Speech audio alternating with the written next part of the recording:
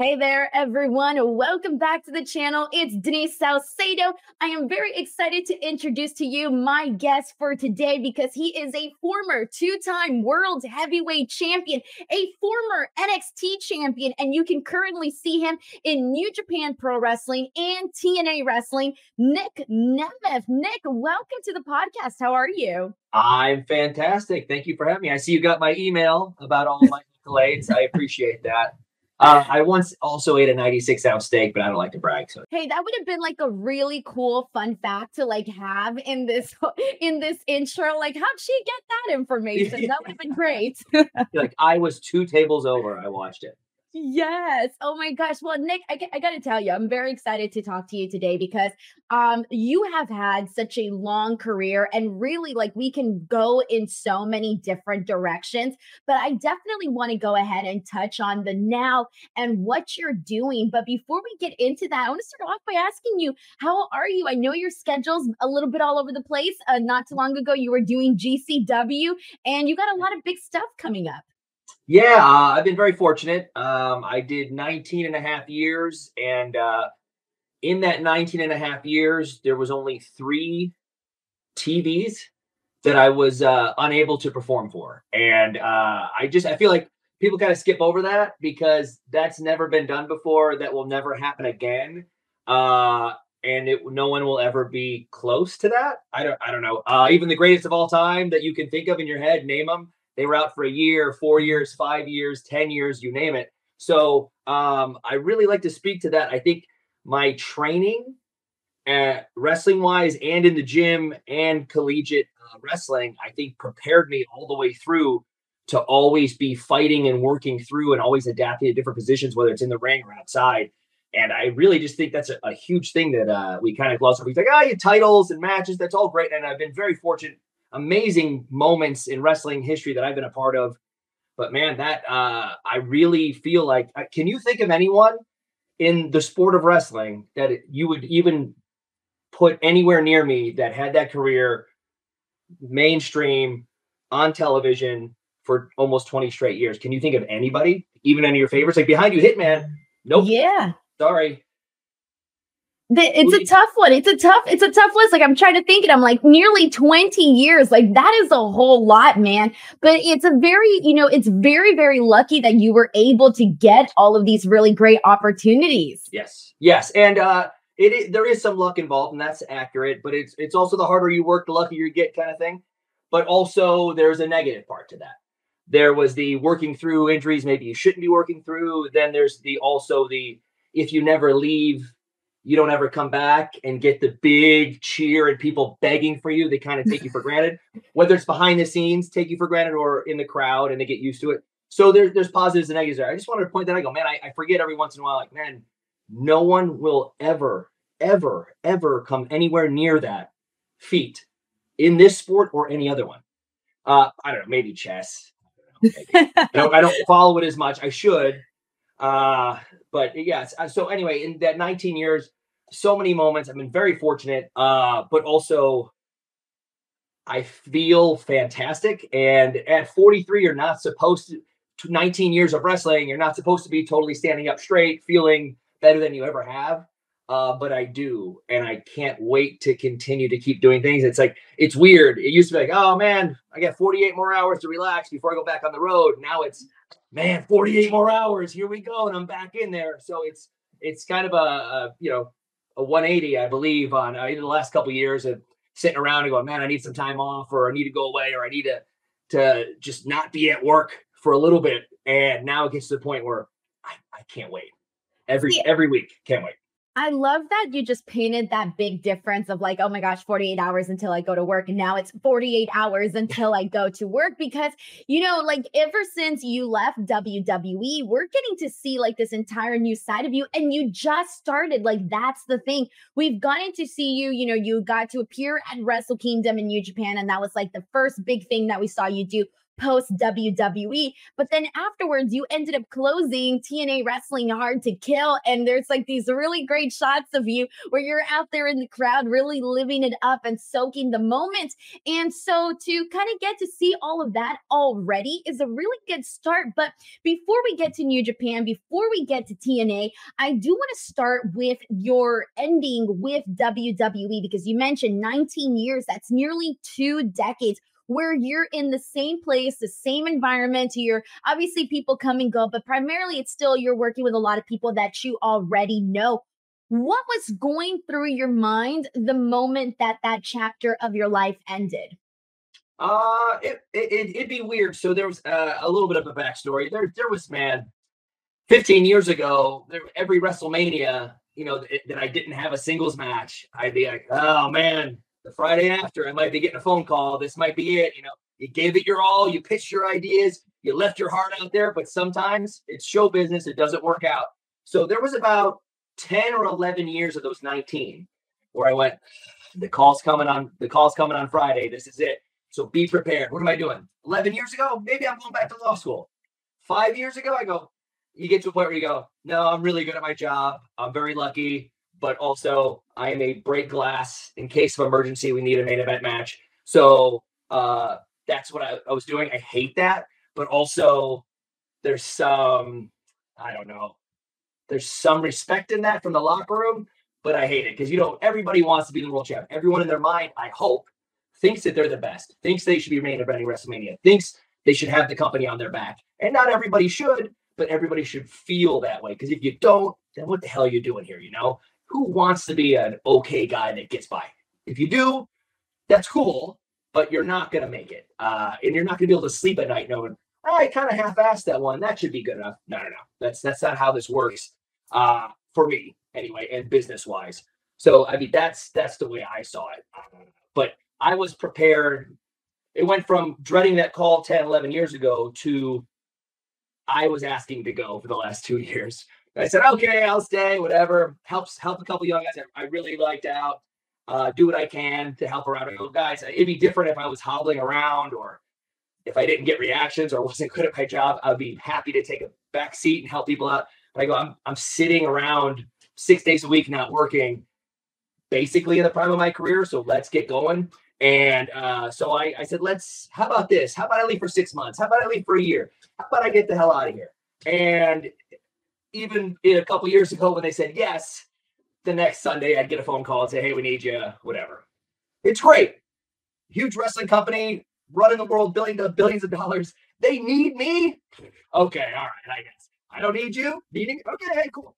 But we got to a point where the last 2, 3, 4 years, the most time I would have is 4 or 5 minutes on a match. And if we had to cut something, because it's a live show, you're constantly cutting and making changes. It'd be like, well, we're going with the other guys. So we're going to cut your entrance. We're going to cut out the things you were going to do. And we only have 90 seconds. And I go, this isn't even a good match. If we have 90 seconds or 3 minutes, I really feel like an enhancement talent should be here, not a guy you're paying millions of dollars to. So that fell on deaf ears for 2 years. And then finally, I wrote a really, really, really heartfelt, really long, mostly positive, but some negative, 6-page email to everybody in charge. Vince was the only one to write me back. And he said, wow, I can't believe this. Let's talk. I said, I will fly to Stanford tomorrow morning if you want me to. And he said, no, give me a couple weeks to figure this out. I said, okay, but I got to leave. Let's talk about how. And then 2 weeks later, I was released. So it's this crazy thing, though, when you mention like how this whole thing happened where you're talking about like these matches towards the end where they're just a couple of minutes. It probably shouldn't be a guy that they're paying millions of dollars for. But here's the thing, like, I know that there's going to be people online and there's people that are going to be like, wow, you were getting paid millions of dollars to only do so much and you're pretty much at home, right? There's some people that are going to be like, that is a pretty sweet gig. A lot of people would consider that a really great opportunity, but what does that other side of that look like? Like, what does it look like to be like, yeah, you're getting paid millions of dollars, but you're not necessarily getting, I guess, the fulfillment that you would prefer to get, obviously. Yeah, it's I'm trying to equate that to something else. I'm sure somebody else could, but I can't. It's when you have to wait, whoa, I got this great deal. This is amazing. And then it's, oh, it's because of this. You go, okay, that's business. That's show business. Sometimes you're the guy. Sometimes you're not. I never was. But you're always trying to get there and have that chance. At this point, 2 years ago, I go, hey, this money's great. I love it. I will save up, and I'm resting my body. But I go, I was doing a countdown clock. I go, this is the last. I go, if they won't let me out a year early, this is the last one I'm going to do. And I'm going to be like doing a little bit of extra boxing on the side, a little bit of extra footwork on the side, getting amped up in my workouts because I do have 6 days a week at home. And I go, it's great. It's good to know that, like, hey, if I had a kid, his college is going to be paid for. Great. But I only have so many years where you're phenomenal and in shape and fantastic and can go. And even then, there's injuries and different things that pull you to the side. So I go, man, I only have so many years where I'm doing this, but I go, I'm going to focus. If I'm there for 90 seconds or 3 minutes on a Monday Night Raw or a SmackDown, I am going to crush it. I'm going to have all the ideas, 15 different backup ideas. I'm going to sink my teeth into it. If I'm not needed, I'm going to be doing 2 workouts a day, getting ready to go and planning for the next 5 years down the road. And that's what I've been doing the last 2 years, sinking my teeth in and then busting out some footwork workouts and going, man, I can't. Here we go. I go, I was starting a countdown. There's a year left. And then that was the end of it. So I was ready to go either way. I was counting down the days. So you were mentioning being in WWE for two decades, and you're used to that environment and you're used to being around those people. And then you finally get the moment to, I guess you can say, break out, do something different. Like for you, that experience from leaving WWE to going out there, what was that like? What was running through your mind? So as confident as I am and as much trash as I have talked the last 15 years or so, I was very, very confident. Maybe the last 10, 12 years, very confident in my work, always looking to get better. Always, I can watch myself from a couple of months ago back and go, oh God, that was horrendous. So I can admit if I'm bad, but I feel like I've earned the status at this point to go, I'm good at my job. I know what I'm doing. I'm here to help other people out, blah, blah, blah. I have done this all in one world. And now there's an entire other world with 50,000 other companies and other people and other superstars that I have never even watched or heard of or anything because I famously do not watch wrestling. So I go, this is sink or swim. It's not breakout. Like everybody who leaves WWE, I was held down. It's showbiz, bro. That's how it goes. That's the deal. Some make it, some don't. The best actors are not always the highest paid and getting the Oscars. That's life. That's showbiz. So I wanted to make sure I wasn't doing that. But my point was, I talked all this trash. I'm comfortable. I'm healthy. Can I sink or swim? Am I a big phony? Am I awesome at my job only in this one world? We're all going to find out together. It's very likely I can back up the trash talk because I feel like I've amassed a lot of training and psychology and all the things you could possibly bring into wrestling and constantly adapting every day. But I still haven't proven it. So I go, man, the first match I have is going to be a big deal. The first couple minutes I do, the first thing I say, the first time I step through a curtain, it matters and it's a big deal. It's not breaking out, but it is an entire new chapter. This is like the second half of my career. Where am I going? Am I going to be okay? And a guy that goes, hey, remember me from 20 years ago and gets a couple of autographs? Or is this the part where they go, this is the second level of what this guy has accomplished in his life. And now it's time to rack up the titles and rack up the respect everywhere else around the world. That is absolutely the plan. I will settle for nothing less. And I'm just getting started with it. So before you got the release from WWE, in your mind, where were you at in terms of like what your next plan was going to be? Was there already sort of this like exit strategy forming in your mind? Did you see the writing on the wall when it came down to, you know, obviously you were seeing that there were so many mass releases and people getting released here and there. And it's almost like never knowing when your moment is going to come or if it's going to come, right? Yeah, I assumed unless I wanted to leave, I was there forever.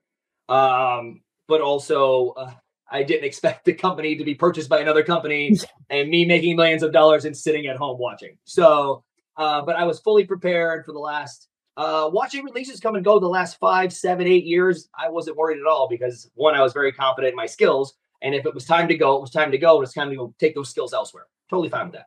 But the last year or two, it was just constantly getting ready and being in shape and going, What is the next move? My brother's at AEW. Is that the play?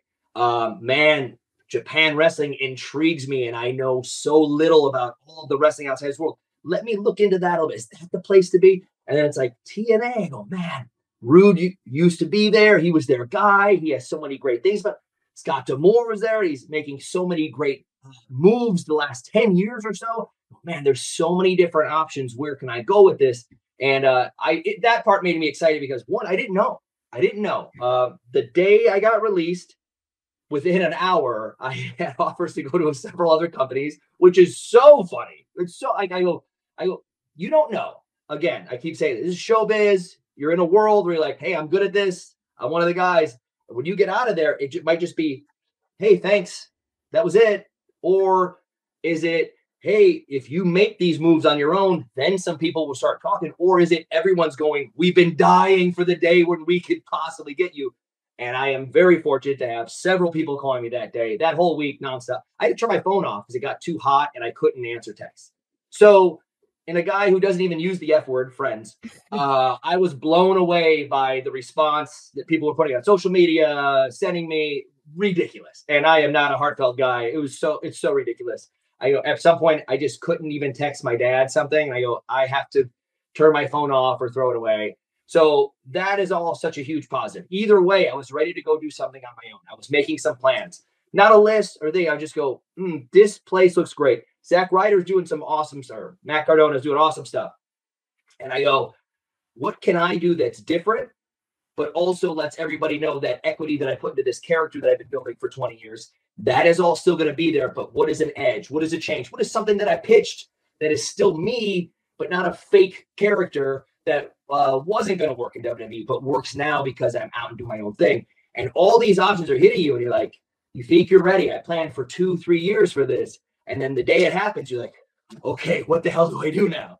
And you go, okay, focus on your notes, focus on everything you've gone through. Here's the list of things you've been working on. Here's the first call you make. And luckily the phone calls came to me. So, but I was ready to go. I was ready to make a move. Check out Cleveland, Japan, TNA, AEW, all over the world. I wanted to do something different and fresh that wasn't, I wanted to make sure it wasn't just the, hi, remember me from TV? It's the, holy shit, this is awesome. I knew it. That's what I want to do. And that's, I won't settle for anything less.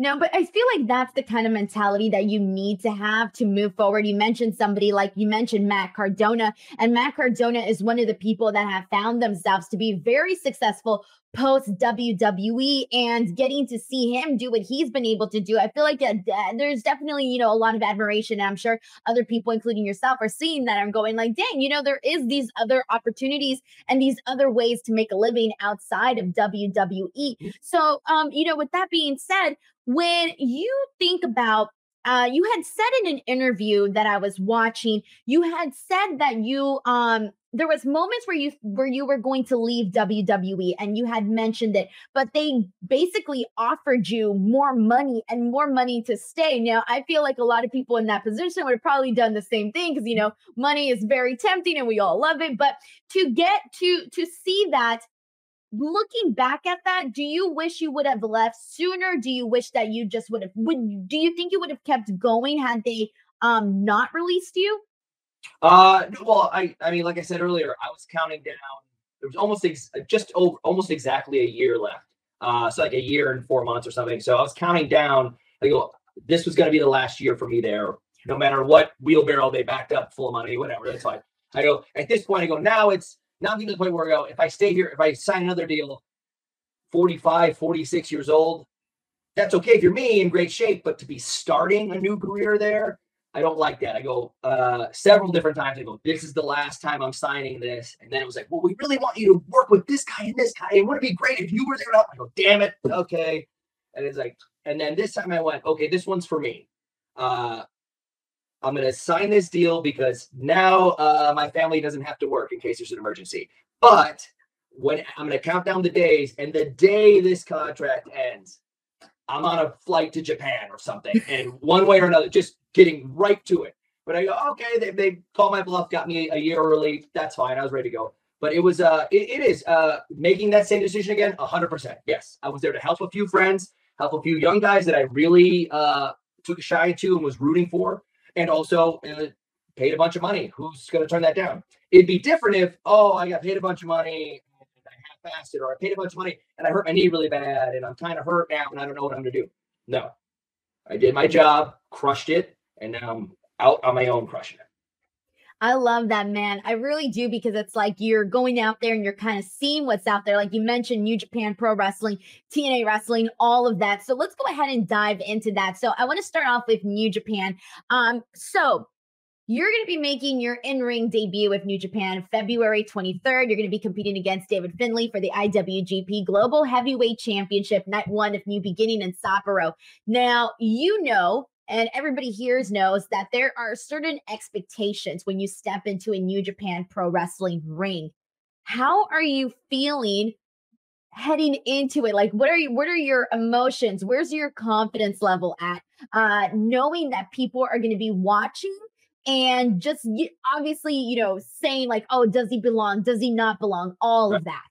Yeah, that goes through my head every day, and I'm not even kidding. Like I said earlier, that confidence, even for those 3-minute matches the last year at WWE, I walk out there, I could have been smoking a cigarette and like texting somebody and still crushing it.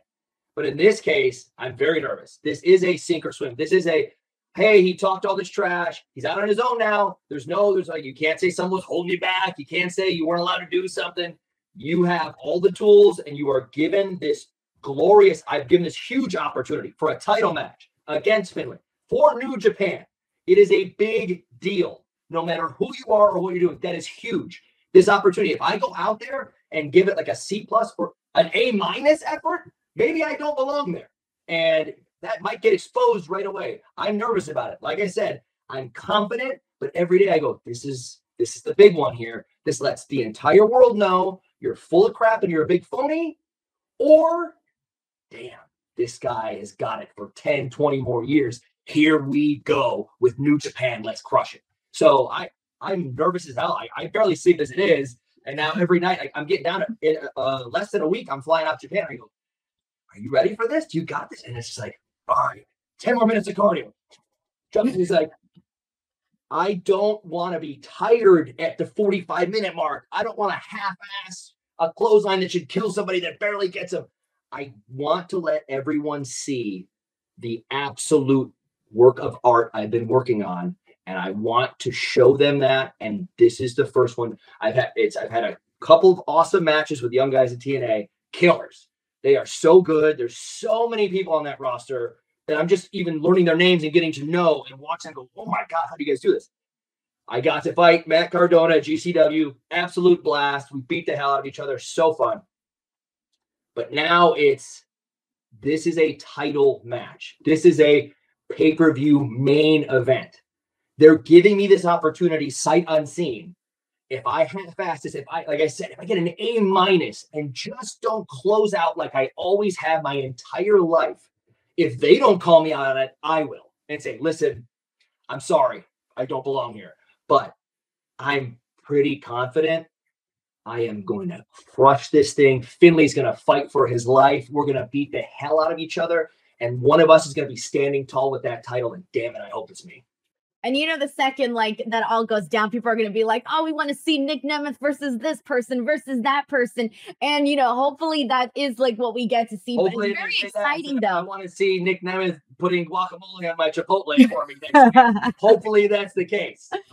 Yes, but honestly though, I feel like just the fact that like you're going out there, you know what the conversation's going to be if you do or don't do a good job. And I think that within itself, like there's a lot of respect there, because I think a lot of guys would probably be like, oh, you know, maybe shying away from, you know, putting themselves in that kind of a position, but you're going out there and you're doing it. But on top of that though, so with TNA Wrestling, you're doing both right now, which is very cool, getting to have a little bit more of, you know, your hands in different cookie jars, right?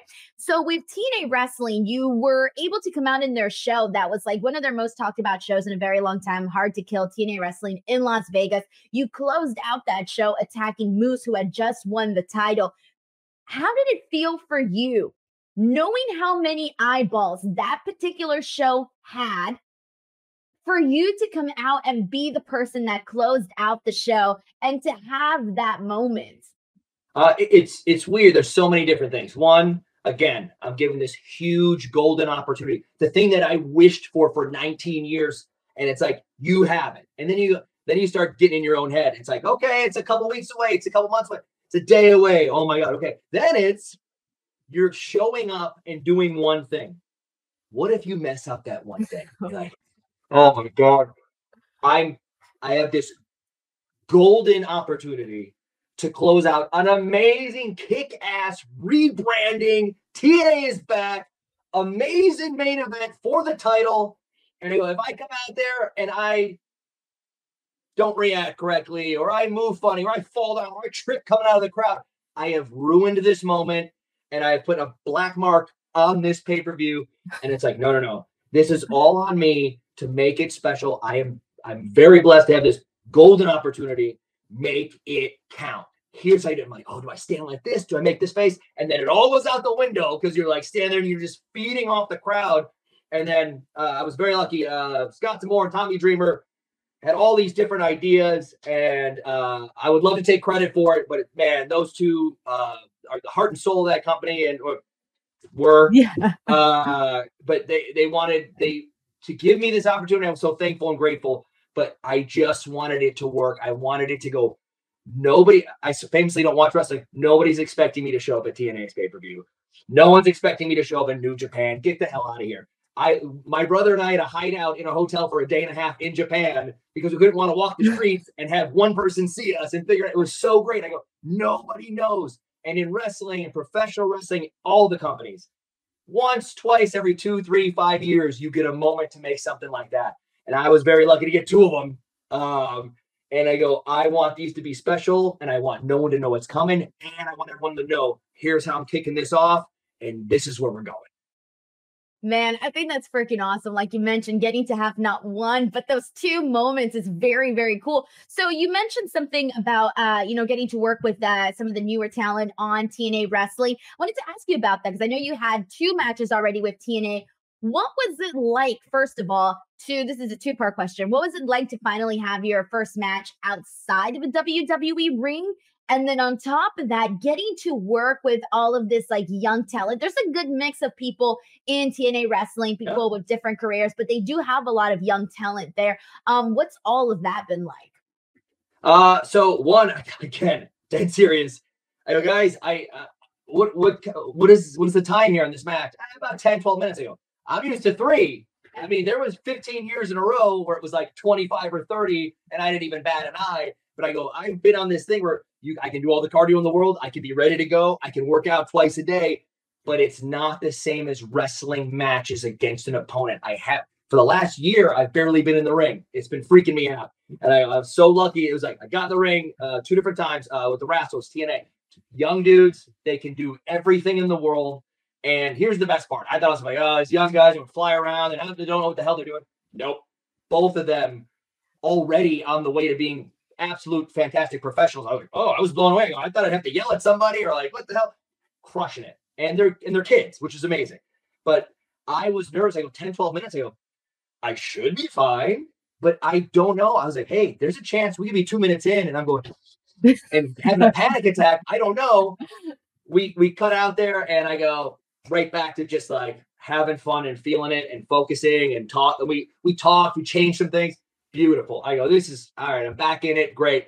But the first real big test will be a 20 or 25 or 30 or 45-minute match for a title with all eyes on you live. And that's what I'm really excited about, man. I have something to prove, not just to New Japan for giving me this opportunity, not just for fans, because I know they're going to talk about it and go, oh, this is what's next. It's like, this is for me to go. This is make or break, sink or swim. This guy can't just go. This is the way to go from here on out. I can't wait to see what this guy, let's go. And then that makes what I'm doing special for New Japan, special for TNA, special to the show I'm coming to the next week, wherever the hell it is. And that's me going back to my WWE roots of like, I'm here to help. I'm here to make the show better. I'm here to get a bigger audience. Let's go. And if I don't do it, then it was on me, you know? So man, you can tell I'm kind of worked up. No, I was gonna say no, but that's a good thing though. Go, but man, a week from tomorrow, I think. Holy cow! Yeah, but like that's the thing. Like you should be like feeling like super fired up because like these moments are very special, and like you're gonna continue on and you're gonna do things, but you're always gonna remember the very first time, or at least like the very first period, until you continue to work your way towards whatever else that you're gonna do. But it is very cool though, just to get to see you, go out there and just try this different atmosphere. Like, and that's the thing, like when you're used to working with a certain company and you know how everything runs there, when you were, talking with people in New Japan, when you were talking with people in TNA, how different is it or how similar is it to be in these different promotions and just like the behind the scenes aspect of it?